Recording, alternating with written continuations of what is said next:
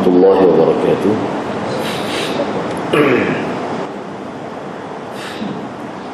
Alhamdulillahi rabbil alamin, wassalatu wassalamu ala asyrafil anbiya wal mursalin, nahmaduhu wa nasta'inuhu wa nastaghfiruh.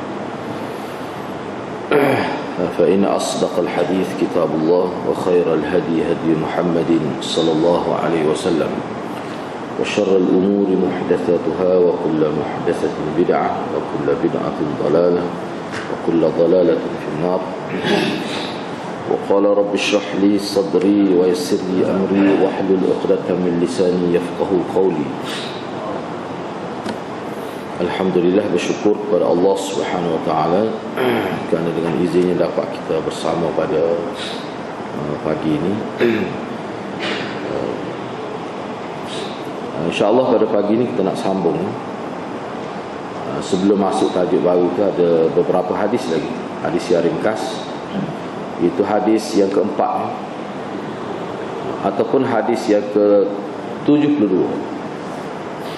Jadi hadis riwayat daripada Abu Tarif ini adalah hadis yang ke-72. An Abi Tarif Adi bin Hatim At-Tai radhiyallahu anhu qala سمعت رسول الله صلى الله عليه وسلم يقول من حلف على يمين ثم رأى أتقى لله منها فليأت التقوى رواه مسلم. Diriwayatkan daripada Abi Tarif, yaitu Adi bin Hatim At-Tai radhiyallahu anhu. Beliau menyebutkan, saya telah mendengar Rasulullah sallallahu alaihi wasallam bersabda, sesiapa yang bersumpah dengan apa-apa sumpah, kemudian dia melihat perkara ada lagi perkara lain yang lebih bersifat takwa kepada Allah daripada sesuatu yang dia bersumpah untuk melakukannya, falyati taqwa, maka menjadi kewajiban kepada dia melakukan perkara yang lebih bersifat takwa kepada Allah. Hadis riwayat Muslim. Dalam kitab asal Muslim, hadis ini disebut di bawah Kitabul Iman, di bawah tajuk kecil Babu nadmi man halafa yaminan far'a ghairaha khairan minha an ya'ti alladhi huwa khairun wa yakfuru an yamini. Bab yang membicarakan tentang sunat kepada seseorang yang bersumpah dengan apa-apa sumpah, kemudian dia melihat ada lagi perkara lain yang lebih baik daripada perkara yang dia bersumpah untuk melakukannya, maka hendaklah dia melakukan perkara yang lebih baik itu, dan dia boleh ingkar sumpah. Dia boleh ingkar sumpah itu. Tidak dikira dia telah melanggar sumpah, tidak. Maknanya dalam kitab Muslim ada tajuk yang khusus. Imam Muslim sebut bahawa seseorang yang bersumpah untuk melakukan sesuatu, maka selepas itu dia melihat ada lagi perkara lain yang lebih baik daripada perkara yang dia bersumpah untuk dia lakukan itu, maka lebih baik dia buat yang terbaik, yang lebih baik daripada yang dia bersumpah itu.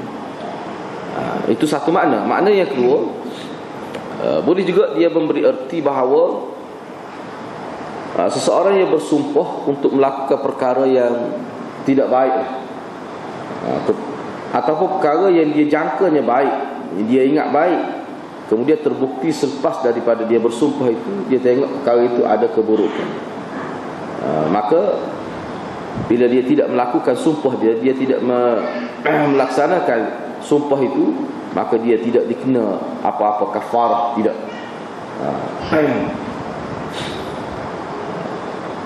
Jadi dalam hadis ini daripada riwayat Adi bin Hatim At-Tai ataupun kunyah di Abi Tarif, beliau menyebutkan bahawa Rasulullah sallallahu alaihi wasallam ada bersabda, jadi sesiapa yang bersumpah untuk melakukan sesuatu perkara, kemudian dia lihat, dia dapati selepas itu ada lagi perkara yang lebih bersifat takwa kepada Allah, yang ini sesuatu yang lebih baik. Jadi atqalillahi minha thumma ra'a atqalillahi minha, maknanya perkara yang lebih baik daripada yang dia nekat nak buat sehingga dia bersumpah itu. Falyati taqwa, maka dia kena pilih yang lebih bersifat takwa kepada Allah Subhanahu wa taala. Jadi berdasarkan kepada hadis ini, para ulama telah membuat beberapa kesimpulan daripada hadis. Yang pertama, daripada hadis ini Nabi SAW nak mendidik para sahabat supaya komitmen, meletakkan satu iltizam yang kuat terhadap takwa kepada Allah. Ini dari sudut kalau kita lihat dalam hadis ini tidak disebut maksiat, kecuali lah seseorang itu dia bersumpah nak lakukan perkara yang ada unsur maksiat. Itu lagilah dia kena tolak, dia kena engkar sumpah dia. Dalam hadis ini sebut hak dia nak buat tu ada kebaikan juga, cuma selepas tu terbukti perkara lain lebih banyak kebaikan, maka dia kena tinggal yang sedikit kebaikan, yang ada sedikit kebaikan, bahkan dia kena lakukan yang ada lebih banyak kebaikan itu. Jadi mimbabil aula, yang lebih utama, mafhum mukhalif kepada hadis ini, sekiranya dia bersumpah untuk melakukan perkara maksiat, sumpah dia tu sumpah muluk, sumpah yang tidak boleh dilaksanakan. Yang kedua, jika dia bersumpah untuk melakukan sesuatu, tiba-tiba perkara itu bukan perkara maksiat, perkara khair juga, perkara kebajikan juga, cuma ada lagi perkara lain yang lebih banyak kebaikan. Bolehkah tidak dia pindah, ataupun dia tidak melakukan sumpah asal dia tu, dia pindah kepada perbuatan lain? Boleh. Boleh. Jadi dalam hadis ni yang Nabi nak sampaikan kepada kita sebagai umat dia, mana kita kena fikir bila nak buat sesuatu, kalau kita bersumpah, kita boleh tukar kalau sekiranya ada lagi perkara lain yang lebih baik. Makna Nabi SAW nak mengajar kita supaya kita fokus kepada perkara yang lebih baik. Jadi kebajikan ni banyak, amal khair ni banyak, cuma dalam banyak-banyak kita pilih yang terlebih baik. Itu sikap Nabi nak mengajar, sikap cara kita bertindak dalam kehidupan. Wajib kita memilih yang terbaik dari kalangan yang baik-baik itu.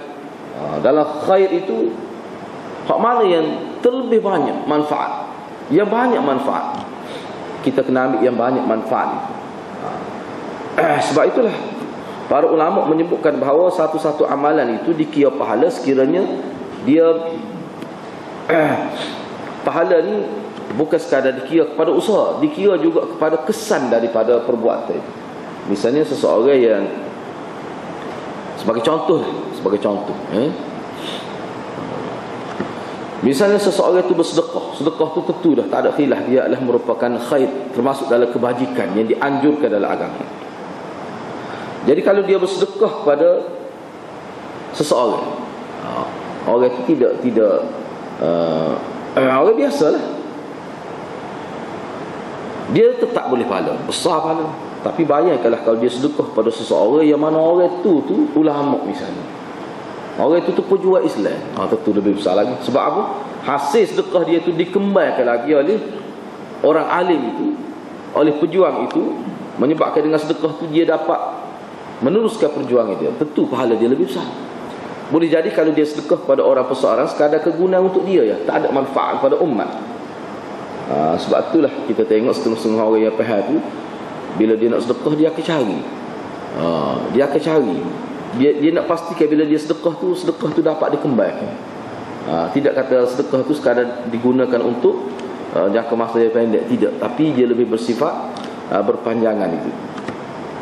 Misalnya kita biasa dengar kan, ulama terkenal Syekh Maududi. Syekh Maududi ni dalam buku yang anda baca tentang riwayat hidup dia, seorang yang hebat lah Maududi, cara dia berfikir itu. Jadi dia ni tak ada kerja, kerja dia baca, buat kajian tentang ilmu, khusus dalam bidang sirah, bidang sosiologi. Jadi bila orang nak pergi ngaji dengan dia, syarat dia ke dia? Jangan bayar. Kalau bayar dia tak sering ngajar. Pakai pelik gitu. Oh nak kita ketuk guru pasal tu. No, boleh. Kalau nak ngajar cari ketuk guru lain. Kalau nak bayar, dia tak sia orang bayar. Sebab apa dia boleh buat gitu? Sebab dia ni, dia kata dia ada dah orang bayar dia mengajar. Allah tu pahala tu sukalah. Sebab dia ni dia orang. Dia perlu pada keperluan dunia, makan, pakaian dan sebagainya. Tapi benda tu sudah beres, dia selesai dah. Sebab ada seorang janda yang kaya, dia support Maududi. Dia kata Tok Guru, dia tak usah kerja apa lah, buat kajian tentang ilmu. Keperluan Tok Guru dari segi dunia ni saya akan support. Saya akan boleh. Gapo Tok Guru nak bayar, nak kita nak gapo, sehingga perempuan ni sanggup.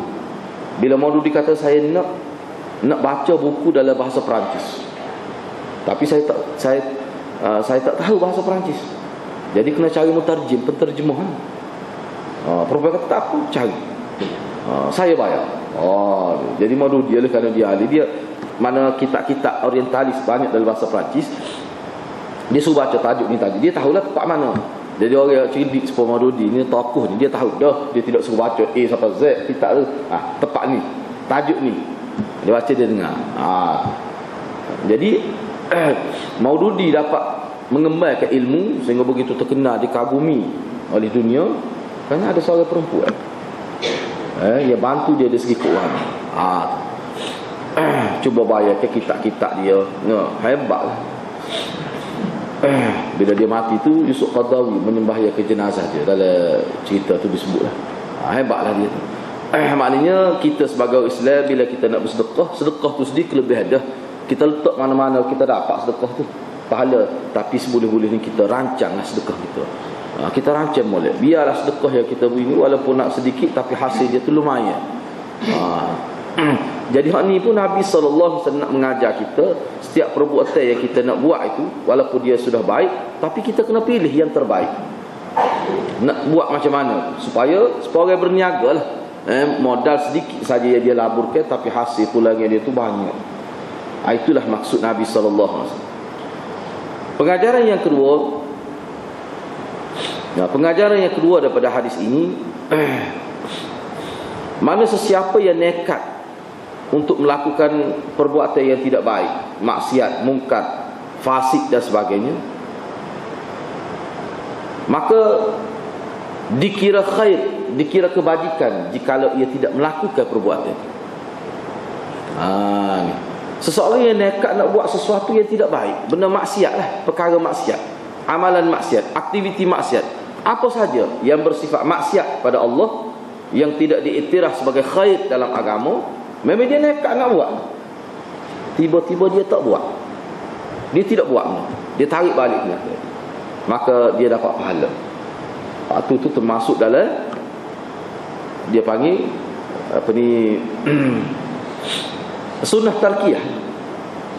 Benda yang dikiranya perbuatan itu perbuatan sunnah, asalnya nak buat, tiba-tiba tak jadi buat tu kerana Allah Subhanahu Wa Taala, dia boleh pahala pula situ. Yang tiga, jadi walaupun dia bersumpah, dia kata nak, misalnya dia kata kalau mu kecek dengan kawan tu, putus sahabat kita. Dia balas dengan A ni dia balas dengan B. Jadi dia kata ke C, kalau mu baik, kalau mu terus meneruskan hubungan, kamu duk sign lagi, duk berkawan lagi dengan B ni, putus tali persahabatan kita. Dia kata gitu, misalnya. Lepas tu dia mari mikir, buat apa ni aku yang balas dengan B, buat apa nak paksa C balas dengan B juga ni. Dia tarik balik misalnya. Kenyataan dia tarik balik tu, nekat dia tu, biarlah. Jadi waktu tu dia boleh pahala pula. Walaupun dia telah bersumpah dengan nama Allah, sebenarnya sumpah dia tu sumpah yang mula, sumpah yang tidak boleh dilaksanakan.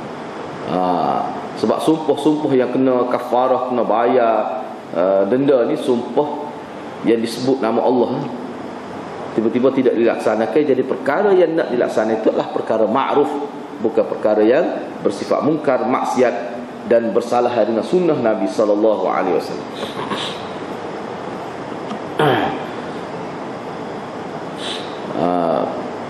Seterusnya, jadi seseorang itu dia tidak dikenakan apa-apa bayaran, denda, bila dia melanggar sumpahnya. Tidaklah dianggap dia itu telah melakukan hinth, pelanggaran sumpah yang mana diwajibkan kepada dia bayar kafarah. Tak. Kalau yang dia tinggal tu dia tak buat, dia bersumpah nak buat sesuatu yang tidak baik, boleh jadi peringkat awal tu dia nampak baik benda tu. Cuma terbukti selepas itu tidak baik. Tak kira lah apa saja, kita boleh fikirlah. Kemudian dia engkar daripada sumpah dia, mana dia tidak mahu laksanakan sumpah dia, dia tidak dikenakan kafarah. Syaratnya dia nak buat itu benda yang tidak baik.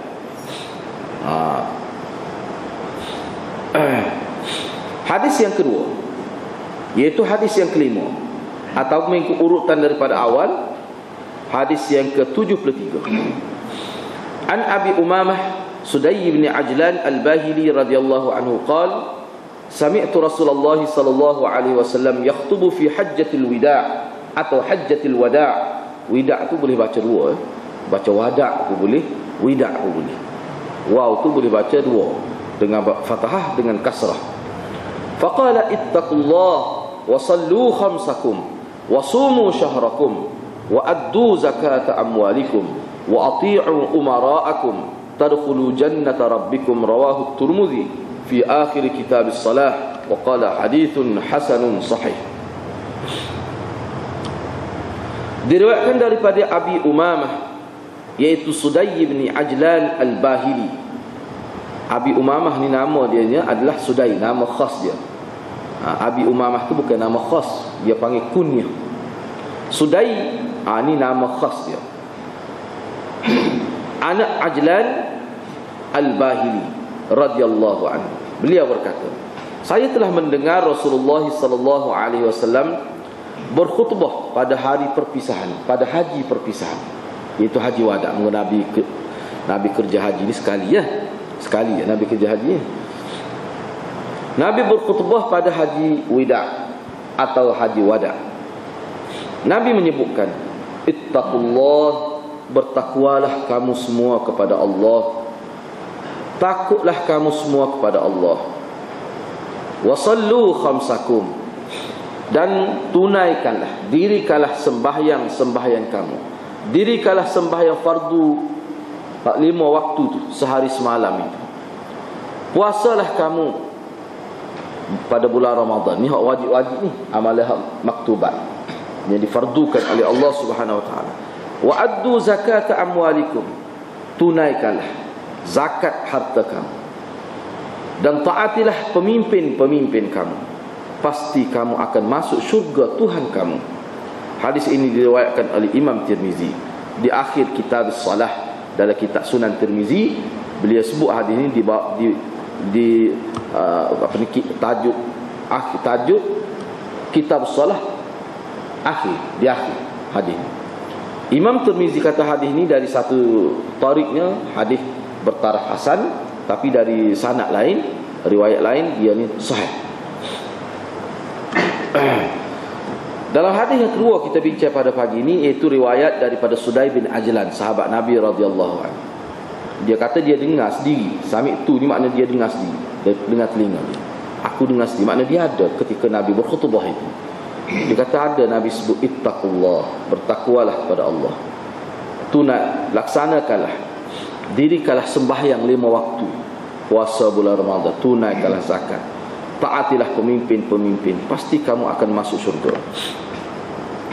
Jadi hadis-hadis umpama ini banyak sebenarnya. Hadis-hadis umpama ini boleh jadi timbul persoalan kepada kita. Nak semaya 5 waktu, puasa bulan Ramadan, bayar zakat, taat pada pemimpin, masuk syurga. Apakah beberapa perkara ini saja ini menjadi penentu kita masuk syurga? Tak buat hal lain pun tak apa, tak ada disebut. Buat baik, ihsan kepada ibu bapa tidak disebut, buat baik pada jiran tidak disebut. Apakah semata-mata kita buat ni nampak khusus sangat? Tak. Hak ni ibadat khusus lah. Semaya rukun, termasuk dalam rukun, antara rukun. Semaya 5 waktu, puasa bulan Ramadan, zakat, patut taat pada pemimpin, boleh masuk syurga. Gitu. Buat ni hak lain tak buat. Apakah maksud gitu? Tidak. Hadis-hadis umpama ini, kalau kita tengok dalam syarah-syarah hadis-hadis umpama ini, Nabi sebut ni Mana seseorang yang melakukan perkara-perkara fardu, dia sudah ada potensi, sudah layak kalau nak kira ni, untuk dia masuk syurga. Jadi kita tak, jangan kita faham secara literal. Tak perlu dah hak lain pakai ni. Nah, anak tak cara nak ikut dia. Nah, misalnya tidak, kita kena faham lah. Sebab tu hadis Nabi ni jangan kita tengok sah hadis, kita nak pergi tu tak tengok dah lah. Sebab ada pula hadis-hadis lain Nabi sebut dalam hadis ni tidak ada qaid. Tidak ada qaid ni maksud dia begini. Dalam hadis lain ada disebut Nabi suruh buat amal-amalan ni, kemudian Nabi kata dalam masa yang sama jangan buat dosa-dosa besar, jangan lakukan dosa-dosa besar. Ada juga. Maknanya untuk seorang melayakkan seorang itu masuk surga, dia selain daripada tauhid sebagai asas seseorang itu masuk surga. Sebab kalau tak ada tauhid tak akan dapat masuk surga. Tak akan dapat. Sebab tauhid inilah sebenarnya yang menjadi pintu untuk seseorang itu dapat nikmat terbesar, iaitu syurga tu lah. Lepas tu di syurga ada lagi nikmat lain yang disebut dalam hadis yang lebih besar lagi dalam syurga pula. Bila terbatas tauhid, lawan tauhid ni syirik lah. Bila seorang itu melakukan syirik, terbatas tauhid, maka tidak ada dah unsur baik dalam diri dia. Sebab tauhid ni lawan dia syirik. Bila seseorang melakukan syirik, maka terbatas tauhid dia. Bila hilang tauhid, hilang habis semua amal kebaikan. Mana tauhid ni jika kemuncak, payung kepada semua kebaikan dilakukan. Kita bina tauhid 40 tahun, tiba-tiba sekali melakukan syirik akbar, dosa syirik menyebabkan gugur semua. Dalam hadis Nabi sebut, rosak habis kebaikan kita. Maka kita kena start semula. Masalahnya hak gugur tu hak baik, hak jahat dia tak gugur. Jadi kalau hak jahat hak kita buat 40 tahun dia tak gugur, jadi hak baik jadi gugur, hilang habis. Jadi nak bina semula kebaikan tu bayarkanlah. Bayarkanlah. Sebab itulah kita ni jangan buat baik saja. Kita tidak boleh, kita hanya melakukan kebaikan saja. Bukan setakat itu yang dikehendaki oleh agama. Tetapi dalam masa yang sama jangan buat keburukan. Dalam masa yang sama kena hapuskan kejahatan yang kita buat. Itu cara agama. Fikirkan kepada kebaikan, sentiasa fikir nak buat baik. Yang kedua, mengelakkan diri. Dalam masa sama cuba mengelakkan diri daripada melakukan maksiat kepada Allah. Yang ketiga, sentiasa melakukan amalan yang boleh menghilangkan kejahatan-kejahatan yang kita lakukan. Kalau kita panggil taubat dan sebagainya, amalan-amalan yang boleh menghapuskan dosa-dosa, kena buat. 3 perkara tu sentak dia bergerak dalam kehidupan kita. Jadi hadis ini hadis ringkas yang Nabi sebut. Kamu kena jaga ni. InsyaAllah kalau kamu jaga ni, misalnya sembahyang kamu. Sebab tu Nabi guna istilah iqamah, dirikan semaya. Dirikan semaya ni bukan sekadar buat semaya, bukan sekadar melaksanakan solat, tidak. Tapi dia memahami tuntutan solat seperti mana disebut dalam hadis-hadis lain. Dalam Quran ada sebut berkenaan dengan semaya. Misalnya innas salata tanha 'anil fahsya'i wal munkar. Itu makna semaya yang sebenar. Termasuk khusyuk semaya ni adalah dia memberi kesan sehingga di luar semaya menyebabkan manusia itu benci pada maksiat. Kita boleh kenal pasti semaya kita ni diterima ataupun tidak diterima. Kita boleh kenal pasti semaya kita ni ada unsur kualiti ataupun tidak ada. Tengok pada perbuatan selepas semaya. Kalau semaya kita tapi maksiat, sama naik maksiat dengan semaya misalnya. Semaya maksiat pun jangan kira boleh kira juga misalnya tak. Itu semaya zahir kan, semaya fiqh saja. Ruh semaya tak ada. Sepatutnya seorang yang semaya tu dia ada peningkatan ibadat kehidupan dia. Sebab semaya ni sebagai nak bagi motivasi kepada kehidupan di luar daripada masjid. Sebab itulah hadirat Islam ni dia tidak semaya saja. Islam ni tak boleh kita terjemah dalam masjid saja. Sebab Islam ni dia beza dengan agama lain. Antara titik yang membezakan Islam dengan agama lain, Islam ini dia mesti ditegakkan dalam kehidupan. Adapun agama lain tidak. Dia ditegakkan dalam bermusim. Sebab itu Islam dia sangat anti kepada amalan yang bermusim ini. Islam tak sih. Jadi musim-musim ni tak sih. Musim ni maknanya seolah kita memisahkan hidup kita. Itu maksud tak. Kalau ketika kahwin kita cari agama, selepas kahwin seterusnya agama lah kehidupan kita. Jadi setengah-setengah kita tu dia silapkan. Ketika kahwin mesti ikut tata tertib agama, tata susila agama, cara agama. Lepas tu tunggu nak ingat ke pula tu baru nak ikut agama. Jadi bermusim itu tidak, Islam tidak gitu. Islam tidak gitu. Kalau kita perhati molek ni, ini merangkumi semua kehidupan semaya. Itu kita dengan Allah SWT. Puasa, itu makna kita nak jaga kita sendiri. Lepas tu zakat, itu bak ke masyarakat. Taat kepada pemimpin, itu bak negara. Lengkap dah ni Nabi sebut dari segi falsafah dia. Lengkap dah ni hadis. Bukan kata berkait dengan ibadat khusus saja, tidak. Memang lengkap dah. Kalau kita faham molek falsafah dia lah. Sebab anda duk perhati tengok kurang lah tajuk kuliah, tajuk ceramah berkenaan dengan falsafah ni. Misalnya falsafah syahadah apa dia. Sepatutnya umat Islam perlu diberi faham semula. Apa maksud syahadatain? Mengucap dua kalimah syahadat tu apa maksudnya? Dari segi falsafah tu. Kehendak di sebalik ucapan dua kalimah syahadah itu. Falsafah salat misalnya. Jadi kita semayan sah lah ke dah kita. Semayan sah lah ke dah. Cuma nak faham semaya, tujuan ke dia semaya? Apa yang Allah kehendaki di sebalik syariat salat itu? Hak tu yang perlu kita sentiasa sebut supaya kita ingat. Jadi sepatut dulu kan ingat. Dulu saya ingat dulu. Masa saya dekat sekolah menengah dulu, hampir tiap-tiap tahun mana umat Islam di Kelantan kita ni buat program berkenaan dengan falsafah haji. Falsafah haji begini. Tapi falsafah syahadah tu tak ada. Sehingga ada ulama Tuk Guru Mufti Besar Kelantan lah, bekas Tuk Guru Mufti Besar ni, dia kata kenapa tidak buat bab syahadah itu. Sebut konsep syahadah itu.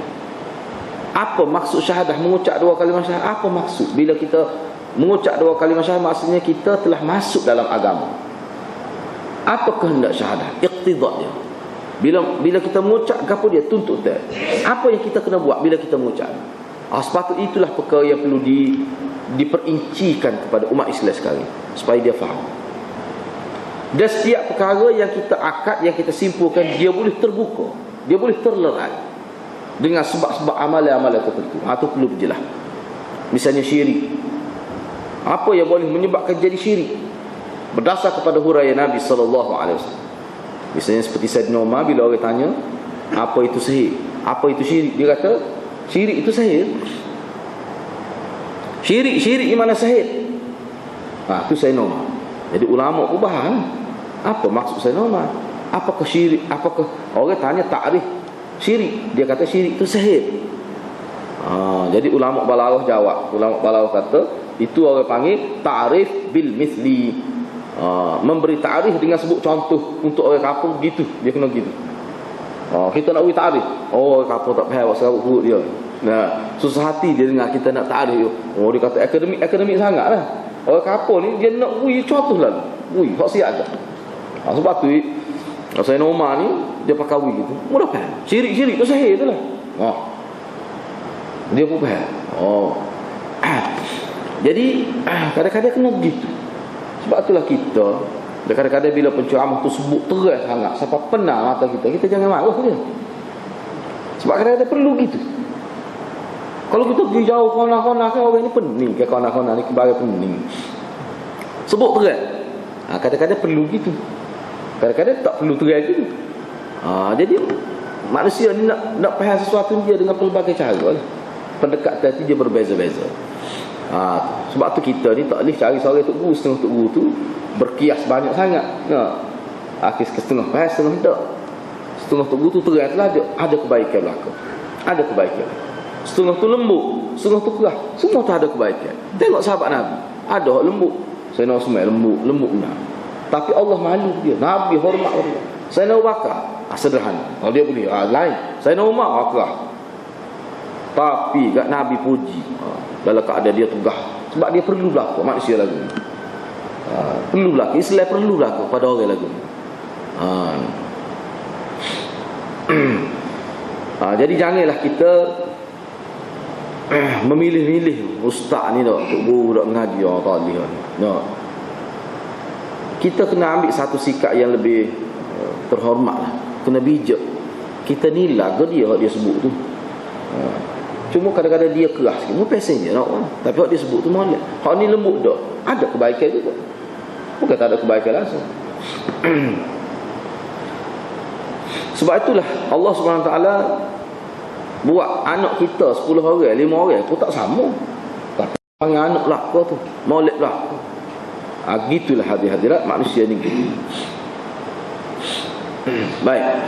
Jadi hadis ni kita boleh simpulkan begini, Yang pertama,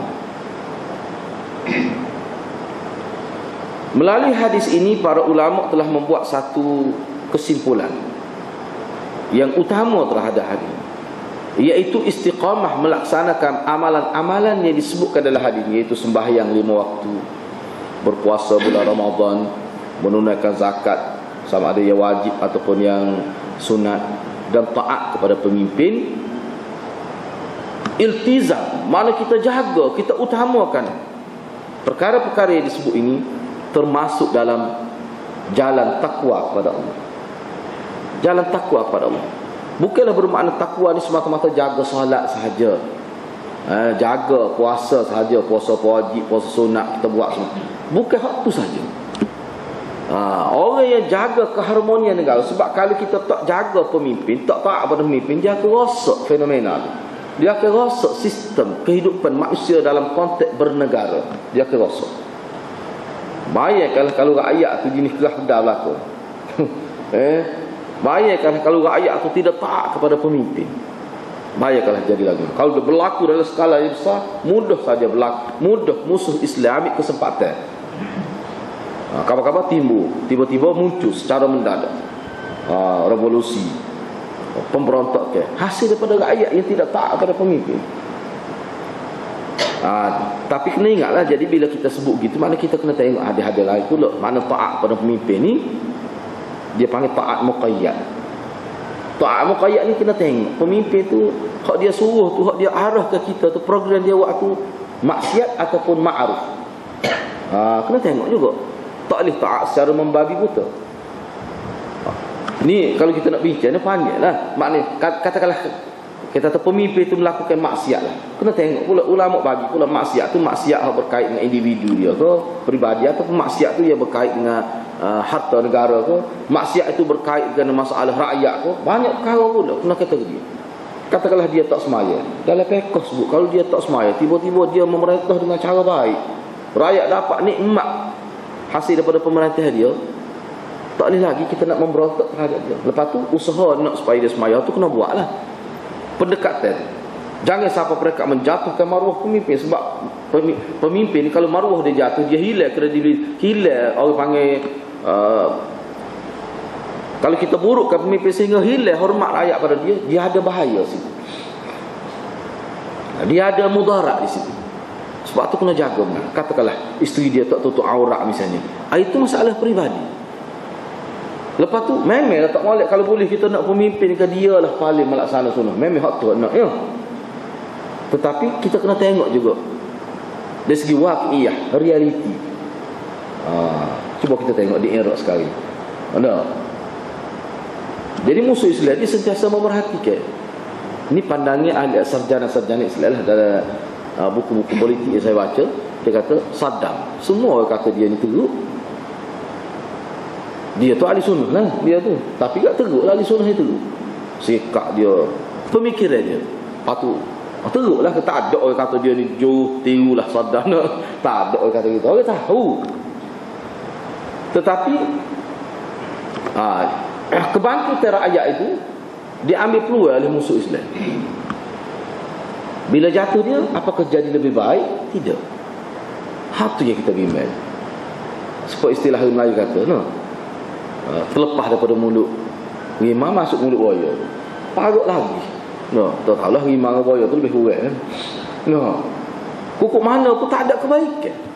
Sekurang-kurangnya masa dia ada tu tak. Tidak seteruk sekarang. Teruk sekarang di Iraq teruk benar. Bila Syiah yang mana populasi dia tu 65%, 65% Syiah tu bila dia memerintah, cuba tengok ahli sunnah lagi. Kalau kita tengok video bagaimana anak-anak kecil ni hak umur sekolah hendak, hak umur bawah pada hak peran. Lari tanpa kemaluan tak ada, nyekak. Dia ingat anak-anak ahli sunnah dia kerak kemaluan. Dakwah lari. Sedih kita tengok. Bayangkan ke mana dia bila besar saja. Tak ada. Kerak kemaluan. Maknanya itu kita kata Allah buat kemaluan ni, maknanya dia untuk selain daripada memenuhi keperluan manusia dari segi biologi ni, dia juga adalah penyumbang zuriat, saluran itu. Lepas tu kerak. Tidur budak tu di hospital, malu dakwah habis. Dahsyat. Dia boleh buat. Kita kata tak ada arti buruk Syiah ni nak jahat tu mana. Sebab ajaran dia tu begitu. Manusia ni kalau akidah dia membenarkan dia buat benda jahat, dia akan jadi jahat lebih daripada orang lain. Sebab tu kalau kita tengok agama tak ada seperti Syiah. Tak ada. Hindu, kalau kita baca asas-asas ajaran Hindu, dia panggil 5 asas ajaran Hindu. Kalau kita kaji tentang ajaran Hindu ni, Buddha kan Hindu. Buddha ni dia ada 5 ajaran asas dia. Yang disebut oleh Gautama dia tu lah. 5 kau. Asas ni sebenarnya kena dengan Islam lakon. Gapo dia tengok? Dia kata sengsara. Tu bahasa Sanskrit, sangsara. Tu asalnya bahasa Sanskrit kan. Angkara. Sangsara kerana angkara. Lepas tu derita. Tu dia 3. Lepas tu dia ada lagi penyelesaian. Siapa 5 perkara. Kenapa manusia sengsara? Apa angkara yang menyebabkan sengsara? Dan kesan dia menyebabkan derita. Tu depan siapa dia? Asal agama dia. Kalau kita baca memang tak ada. Tapi Syiah ni tidak. Ini satu ajaran agama yang paling dahsyat. Sebab itulah Syekh Nadir kata dia ni gabungan agama Yahudi, Majusi, Nasrani. Dia gabung pula dia ambil harta Maulid. Kalau nak kira Nasrani asalnya Maulid, Nasara tu. Tetapi dipetik oleh Syiah agama yang telah dipindah. Bukan asal. Kalau asal tidak gitu. Hak Majusi tidaklah. Majusi sebab dia tidak berasal daripada agama Samawi, Majusi ni. Tapi kalau Yahudi dengan Kristian, itu asal agama Samawi. Jadi gabungnya itu agama yang telah rosak dan agama yang tidak ada sangkut paut dengan Allah Subhanahu Wa Taala, diambil unsur-unsur keganasan, diolah dalam bentuk satu agama yang baru yang disebut sebagai Syiah itu. Sebab tu dia jahat luar biasa. Bayangkanlah hadirat. Dalam kitab-kitab dia, mana bunuh ahli sunnah ni salah satu tangga untuk naik darjat dalam agama. Diperincikan bagaimana cara nak bunuh ahli sunnah. Kita kata Allah jahatnya kerak kemaluan budak. Tak boleh pandang. Tak ada ajaran lain lagi. Boleh jadi Syiah berada di negeri kita, di kampung kita, dia kata pelawak. Biarlah, mau kamu tak baca kitab kamu sendiri. Tak. Kamu masuk Syiah pun kerana propaganda. Tak, kerana tengok orang. Cuba baca sendiri. Sebab kita di sana tak tahu apa satu. Muka tak baca kitab kita. Kita orang Islam pun ada yang jahil tukik. Tak tahu apa sebab tak ngaji. Supaya orang Islam pun tak ngaji kitab kita. Jahil apa tu? Letak agama kita. Orang kita panggil Islam bakar. Tak tahu apa satu. Cuma Islam tu kibakar dia Islam.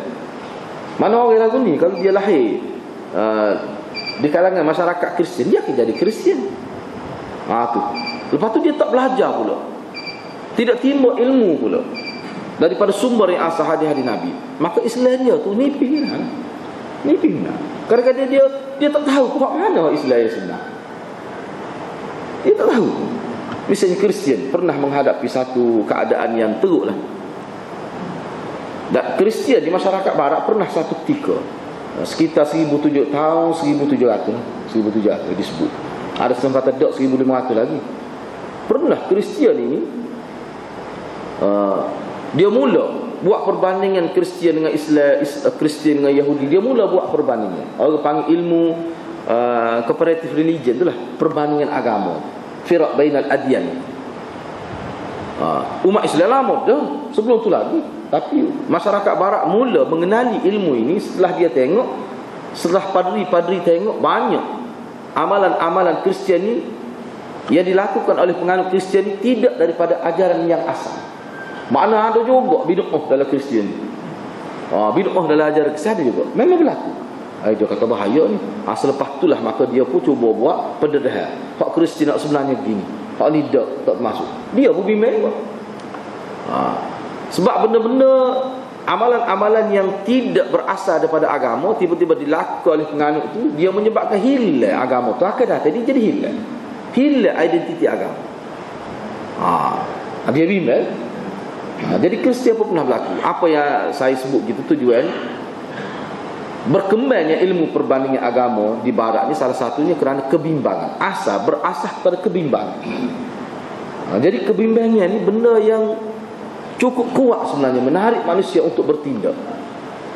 Tu. Jadi kita kena rasa bimbang lah. Rupanya masalah murtad, masalah bid'ah ni dalam mana-mana aja ke ada. Sebenarnya agama Hindu ada, bid'ah ada, murtad ada, istilah-istilah memang ada. Dalam agama Buddha pun ada. Misalnya kalau kita baca Cina di Malaysia kita, di Kelantan kita, dia ada konsep bila mati ni. Kalau kita baca buku lah, lagu mana, bagaimana berlaku aktiviti yang berlaku selepas kematian dalam masyarakat Cina, ajaran dia ada. Dia panggil 3 hari, 7 hari, 40, 100 hari ada berlaku dalam ajaran Cina. Dia buat makan 40, makan 100 hari, makan 7 hari, makan 3 hari ada. Cuma dia tidak buat serabel. Tapi ada. Saya kata ada. Mana ada lah je tu. Kita pun kejut juga. Tanya Tok Guru saya punya, dia kata memang. Dia mari situ. Memang ada. Duk mana tahu buku tu? Lama lah tu. Kata cukup dia. 3 hari, 7 hari, 40 hari, 100 hari. Dia buat makan besar, makan keluarga. Ada. Lepas tu dia adalah upacara-upacara tertentu lah. Tapi maknanya konsep mana hari-hari tertentu berkait dengan kematian tu ada. Hak dalam Hindu tu saya duk baca, saya tak jumpa lah tu. Tapi tidaklah begitu. Cuma dia ada juga memperingati kematian, ada. Dalam Hindu pun ada. Tapi cuma dalam agama kita ni ada juga. Cuma bila teringat zuru kuburakum fa innaha tudzakirukumul maut, Nabi kata ziarahlah kubur-kubur. Tak kira lah kubur siapa, kena pergi ziarah. Kita ingat komok kita duduk rumah. Mana lebih kesan dengan kita pergi kubur mak. Sebab tu Nabi suruh pergi. Hak molek pergi tengah malam. Supaya Nabi buat. Tengah malam Nabi pergi tengah malam, pergi kubur Baqi. Aisyah bangun. Doa ziarah, doa bila pergi kubur ada doa khusus. Waktu tu waris hadis tu pada waktu malam sekitar pukul 4 pagi. Sebab Nabi dia tengok pada sahabat dia. Nabi tengok pada sahabat mengalir air mata. Dia pergi kubur. Nabi doa pada sahabat-sahabat dia. Tiba-tiba Aisyah bangun, pahlawan Nabi tak ada. Saya dengar ada seorang Tok Guru dia ulah tu, dia kata berkali dia ingat kau pergi mahok bini lain. Tu dia nak marah mula tu. Lepas tu Nabi balik tanya, "Gimana?" Engkau ramai ke isteri nak. Lama bangun nyusuk perbuang kotor pergi ke rumah isteri lain. Dok, Nabi kata aku pergi kubur. Lepas tu Nabi kata zuru kuburakum, ziarahlah kubur-kubur kamu. Fa innaha tudzakirukumul maut, kerana ziarah kubur ni boleh memperingatkan kita kepada kematian. Sebab ingat pada mati ni manusianya jadi terdorong, sifat dia tu jadi terdorong pada kebaikan kalau ingat pada mati. Nabi pun bacalah doa biasa kita pergi ziarah kubur. Maknanya tu pada waktu malam. Pagi. Jadi molek lah tu. Jangan tak pergi langsung. Sunnah pergi tu. Cuma kena jagalah disiplin. Supaya mana-mana lah mari masjid ada disiplin je. Mari masjid ni kalau tidak ikut disiplin, dia tak boleh pahala. Tak ada kebaikan walaupun mari masjid. Misalnya mari masjid, duduk putih kapek misalnya. Ada syarah Bukhari ada sebut. Ada syarah Bukhari. Ulama kata duduk zaman Nabi tak ada kapek lalu dia pasir gitu. Dia duk kuih-kuih pasir jadi berlubang. Nabi malu. Tak boleh. Dia mesti kena jaga. Misalnya kita duk kurang, kadang-kadang nampak pen dakwah lebih. Kita pun lesek di dinding masjid. Ataupun itu dia kapek. Tak boleh. Boleh hilang pahala. Kita nak bersih dia punya kepala pen kita tu tak, ball pen, kita awak gitu di kapek tak boleh. Kena jaga. Disiplin masjid kena jaga semua. Semua je kecek, bukan tak boleh kecek, boleh. Dunia boleh kecek di masjid. Kalau dunia berkait dengan akhirat. Cuma Nabi tak sebi bising, takut ganggu. Sebab ni khusus sebab ibadat. Mengganggu orang ibadat tak boleh. Kena ingat. Kau juga. Hak ni pun begitulah juga. Nabi sebut ni, kalau kamu jaga semaya ni, semaya ni 5 minit, 10 minit kan. Apa maksud kena jaga? Kena dirikan lah. Benda yang 5 minit, sifat kena dirikan. Istilah iqamah, dia ada makna lain. Dia ada makna lain. Diri ke semaya ni makna falsafah, termasuk dengan falsafah, dia termasuk dengan kehendak. Orang panggil objektif syariat itu. Apa tujuan disyariatkan solat? Lepas tu dalam hadis-hadis lain tak serupa dengan orang kafir. Orang kafir pada semaya, kita pun semaya nampak serupa. Tak. Maknanya semaya benar asah. Sehingga sebab itulah ada semua. Tapi semaya kita tak serupa dengan. Sebab tu kita tak boleh. Dia hadis-hadirat tashabbuh, serupa dengan orang kafir ni. Nabi sangat benci. Nabi tak boleh. Sebab tu orang kita kena tekan. Jangan serupa. Kita kata muka molek juga biar serupa. Tak apa. Tak boleh. Kalau dah lebat agama, dah lebat ibadat tak boleh. Lebat dunia boleh kira. Tapi kalau sekiranya kita tengok keserupaan kita tu menjadi syiar dia, menjadi amalan pokok di atas tuntut agama, kita tak boleh buat. Kita tak boleh buat. Misalnya, ni sebagai contoh mudah, kita mudah faham. Saya sebut nak yang tasyabuh ni benda yang kita kena tahu ni budaya Islam ke tidak. Sebuah gambar misalnya. Sebab tu dalam hadis Nabi laknat orang yang melukis, orang yang gato gambar. Apa itu budaya Rom dengan Parsi. Lepas tu tak boleh rasa ke? Sekadar untuk keperluan sudah. Jangan lebih-lebih gambar-gambar. Kita nak gato dinding misalnya. Udah lepekoh memang khilaf tu pun kalau dia tu pemimpin Islam tu khilaf, tapi khilaf tu antara boleh ke tak boleh. Hak kata tak sakut lebih molek, tak khilaf tu. Lepas tu tak ada khilaf. Hak khilafnya sakut. Lepas tu kalau tak sakut, hak tu tak ada khilaf molek ni. Jangan kita kata khilaf molek tak ada sakut, tak sakut. Dah salah faham gitu. Hak khilafnya sakut tu. Letak dia. Hak tu khilaf. Ulama kata boleh sekiranya dia pejuang Islam, nak suruh tengok inilah pejuang sekadar tu. Adalah kita boleh. Tapi kalau tak sakut mana lebih baik? Tu tak ada khilaf. Memang semua kata lebih baik. Tidak, tak ada di ini. Sebab apa? Sebab dalam hadis ada disebut mana syaitan suka pada gambar.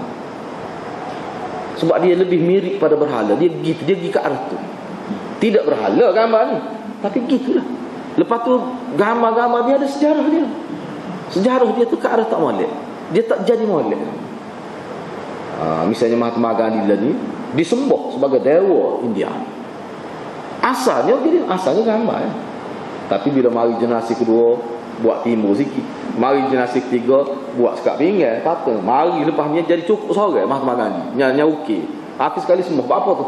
Sebab manusia ni seumur pun dia semakin jauh daripada tokoh, dia semakin rasa hebat tokoh. Orang zaman dia biasa ya. Tapi kemudian sebab cerita ni dia tok kai ni ramai. Jadi menyebabkan jadi lagu tu.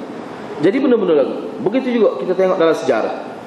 Dalam sejarah, semasa di Mekah ada hadis yang menyebutkan bahawa Nabi arah sahabat dia kepada bunuh anjing yang berwarna hitam. Kemudian di bumi Madinah Nabi tak pernah. Bahkan anjing tu Nabi sebut dah boleh buat jaga tanaman gini. Bahkan ada zaman dulu orang buat baik pada anjing masuk syurga pada dia. Perempuan yang tak baik asalnya perangai kait dengan anjing. Nampak berlaku iddah, berlaku percanggahan hadis. Sebab tu ulama bahas Nabi tak bui dulu khusus untuk anjing itu kerana dia berkait dengan identiti, berkait dengan jiwa yang merdeka. Jadi kita kena kajilah apa kaitan anjing hitam, memelihara anjing hitam dengan masyarakat Arab pada waktu. Kena kaji tu. Jadi bila ulama kaji rupanya anjing hitam ni bukan semata-mata perani. Dia berkait dengan berkiblat kepada barat, berkiblat kepada Rom dengan Parsi. Kerana Rom dengan Parsi itu yang pelihara anjing hitam ini adalah golongan bangsawan. Tanda orang kaya dia pelihara anjing hitam, anjing besar. Orang-orang kapun tak pera. Kalau pera juga nyawa menganyi kat orang. Orang akan pesena, nak belagak. Sebab dia jadi trend gitu. Dia jadi trend gitu. Supaya kita dulu lah. Bila kaya sikit jadi tokai pakai luar pendek lalu. No, pakai luar pendek. Ajak kau tak bawa anjing ya betul-betul. Tapi luar pendek, pakai luar pendek. Seolah-olah luar pendek tu jadi maju nego. No, seolah-olah gitu. Apa tu? Sebab dia ikut Cina. Sebab Cina tu kaya, main pakai luar pendek. No, dia pun jadi gitu juga. Kecek pun tak apa terai bahasa Melayu. No. Capu ke putih, padahal putih pun tak payah dia kecek dah. Tapi nak juga apa? Tu. Jiwa tu Nabi tak si. Jiwa tu Nabi tak si. Nabi tak si jiwa lagu tu. Nabi tak si berkiblat kita ikut orang kafir. Nabi tak si. Identiti orang Islam ni dia ada khusus identiti dia. Sebab tu Hamka tu ni khusus buku peribadi, dia ada peribadi. Tak ada peribadi ni pak bila kita ni jadi jiwa tidak merdeka. Kau tuan, patut kita kena tahu ni budaya apa kita dah ambil tu. Berapa sen kita boleh kita elak budaya orang ni. Nah, tu Nabi tahu. Lebih-lebih lagi kalau amalan orang kafir tu merupakan ia berkait dengan agama. Tak boleh kan? Misalnya sambut hari jadi tu kan. Tu memang budaya tidak budaya Islam. Dengar ada kek dengan ada. Orang kita dia buat lilin tu saja. Kek apa dia? Dia kata mengamol kek sedap dia tu. Tengok dia tak payah padahal hanya hok mari budaya tu dalam satu package. Sepatut tak sah lah. Nah, orang Islam ni dia tak khabar pun. Supaya juga ada lelaki ni 10 Muharram. Sebenarnya beringat benar sebab orang Syiah banyak benar lah. Atu Syiah tu berlakon dalam awal Muharram nak sampai ke 10 Muharram. Kita tak tahu. Sebab tu kita kena puasa, kita banyak ke ibadat. Apa tu? Nak lawan apa pun dia sebab dia buat maksiat. Kemuncak maksiat dalam Syiah ni lah awal Muharram. Ni 1 hingga 10 ni loh. Inilah saat yang paling dia kutuk sahabat Nabi radhiyallahu anhu. Hari yang ke-9 sehari dia kutuk Aisyah finnar. Sekarang ni Aisyah sedar dalam neraka. Sekarang ni Aisyah sedar. Sabar 24 jam. Kemuncak 10 Muharram tu dia pukul tubuh. Nak ayatnya kita sanggup mati, sanggup berdarah, sanggup mati kerana nak mempertahankan Sayyidina Husain. Provokasi nak menaikkan semangat penganut dia supaya benci kepada ahli sunnah. Tu sebenarnya. Enggak kalau kita sebut kita kata duk kait kursi. Orang suruh baca kitab, dia tak baca. Lepas tu bila royak dia marah, jenis apa lagu ni? Baca tinggi, tengok lagu mana. Lepas tu ada pasal-pasal duk marah orang. Kita puasa lah. Jadi 10 Maret ni kita puasa. Kita buat surah bulan Safar. Kita puasa. Itu sebenarnya syariat. Puasa 9 bulan lah kan. Kita puasa. Apa tu? Bukan kita nak lawan ni musuh Islam, Syiah ni. Hari 9 bulan tu kemuncak dia malam tu dia buat. Tengok malam tu dia buat mut'ah secara besar-besar. Malam tu Imam Bara dia mari. Malam tu sampai subuh dia buat mut'ah secara besar-besar di tempat-tempat dia. Sehingga di India, di Pakistan ada satu tempat dia buat bilik kecil. Duduk tempat mut'ah. Saya tengok dalam internet tu, kalau di Iras dia ada bilik kecil-kecil dia buat. Itu tunjuk gambar pada atas bilik. Perempuan masuk, lelaki masuk. Mut'ah secara sebab dia dilindungi oleh undang-undang. Malam tu malam 10 Maret habis lah kemuncak. Dia melakukan zina secara besar-besar atas nama mut'ah. Sebab tu kita ni molek benar. Sebab tu saya melihat hadis-hadis ni dari konteks, maknanya Nabi pergi ke Madinah, dia tengok kelompok Yahudi puasa. Nabi kata kita lebih layak lagi sebab kita sebenarnya lebih yang menyambung perjuangan Nabi dia telah merosakkan agama dia. Kita sepatutnya puasa, tapi tak sini serupa puasalah. Sebelum tu lagi. Maknanya puasa pun kalau ada sama pun kena ajar dia tak sama. Siapa dia puasa 10, kita puasa 9 10 ataupun 10 11. Ulama kata 3-3 tak apa. 9, 10, 11 boleh juga. Tak sini serupa. Mana Nabi bercina serupa orang kafir. Jadi kita ni tak boleh kena tahu lah. Hak ni hak kita, hak siapa? Biar kita hak Islam ni hak mana? Jangan tukar amalan.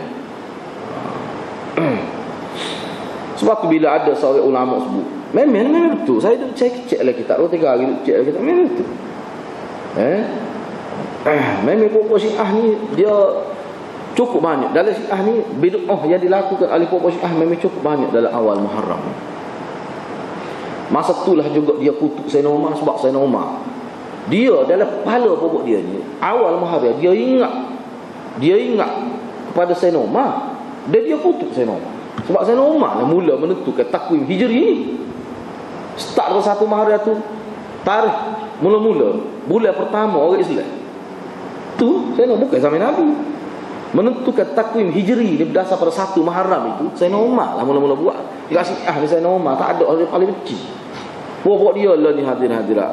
Di Iran tu kalau kita tengok. Tapak selipar dia tu dia buat timbul nama Sayyidina Umar di tapak selipar tu. Di tapak selipar dia tulis Umar. Jadi bila dia pijak tu mencengkamlah dia tu.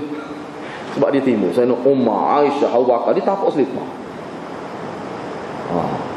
Di tanah, makuk tanah pun dia tulis itu Aisyah, makuk tanah. Sebab dalam kitab dia ketika seorang minta maaf kita sebut lah atas masjid you know. Ketika terai nak berak masa itulah paling baik sekali, paling afdal kita nak laknat Aisyah. Ketika terai nak berak teruk, teringat apa Aisyah, laknat Aisyah baru tubik senang. Kalau semelik-semelik pun dia pergi cepat. Sahabat dalam kitab ni suhu je panggil. Suhu ni cuma pergi mudah kalau kita ada. Kita tak tahu. Sebab tu 10 Muharram ni enggak. Benar-benar kita tak perlu besar. Sebab orang ni orang kafir duk besar ni. Kalau kita buat kena puasa. Ni kita habis duit duk besar. Jadi tak ada tasyabuh, ada unsur sama. Tu tak sah. Kita kena tahu tu. Sebab tu dia sejarah ni kena tahu. Sebab tu ulama kita letak salah satu ilmu yang wajib dipelajari untuk memahami hadis adalah sejarah. Memang ulama letak. Umat Islam yang gagal mengetahui sejarah sebelum Islam, yakni sejarah Nabi sebelum Islam, dan orang panggil sejarah Arab lah, sejarah Nabi, sirah sahabat. Tak tahu waktu bahkan sirah Arab tu sendiri, sejarah Arab, fenomena bangsa Arab. Tak tahu waktu kita gagal memahami hadis dengan baik. Misal sebagai contoh, saya ambil satu contoh. Misalnya kita baca hadis-hadis sebut tentang nikah lebih pada 2, poligami. Dah, sekapa. Kalau kita tak faham sejarah, kita kata, boleh Nabi duk menganjur kahwin nikah lama, boleh jadi perempuan rasa tak selesa. Kita kena tahu, hak tu bukan 1 tambah jadi 4, hak 20 ni kurang jadi 4. Sebelum Nabi mari orang Arab nikah tak ada had, kat rok 30 ni ada bini. 20 ni biasa. 20 ni ada bini. Pendek kata kat sekapur tu juga, bini dia saja. Dah main 20 ni bini. Sebab tu kalau kita tengok, kalau kita baca ilmu tabaqat dari Rijal tak? Berlaku berebut anak ni. Bila besar ni anak dia jadi kucak. Berlaku ikhtilaf sanad ni. Sanad nasab. Apa? Sebab nikah. Nikah ni berlaku dengan berluasa. Pergi situ dia kahwin, pergi sini kahwin laki sekali. Tiba-tiba ni anak dia kalau gitu. Jadi Nabi mari, Nabi susun semula keluarga tu. Nabi kata tak ada sekat pak. Kalau pak ni kalau nak tukar payah lah pak ni. Ni siapa 20 ni apa tu anak berapa? Kalau seorang tu 5 anak lagu mana jadi? Tidak, kau cawak ya lagu tu. Tak boleh. Hak tu sebenarnya kan. Tak boleh. Nabi kata sekat pak je. Jadi Nabi hak ke pak itu, nak ayatnya berdasar pada wahyu Allah. Setakat tu yang manusia biasa ni mampu buat. Kalau lebih dari tu sudah berlaku kezaliman terhadap wanita. Tu bukan kata daripada seorang. Nabi kata ejah sikit je nak jadi pak. Tidak. Mana kita tahu daripada sejarah.